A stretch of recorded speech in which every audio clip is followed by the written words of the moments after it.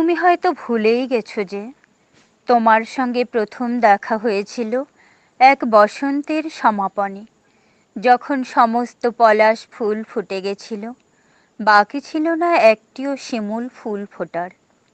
তুমি জানতে কি, তখনই কোকিল বসন্তের শেষ ডাক ডেকেছিল, যখন সোনালি আম্র মুকুল আর সজনার সেই তো শুভ্র মুকুল ক্রমশ ফিকে হয়ে সুসজ্জিতভাবে বিছিয়েছিল মাটিতে। আর এরই মাঝে শিমুলতুলো ভেসে বেড়াচ্ছিল আকাশের সাদা মেঘের মতো। তবুও তোমার দোষ নেই আজ এই চৈত্র পবনে। যদি তুমি আমায় ছেড়ে যাও চলে, তাহলেও আমি থাকবো তোমারই পথ চেয়ে আর এক নতুন বসন্তের দিকে।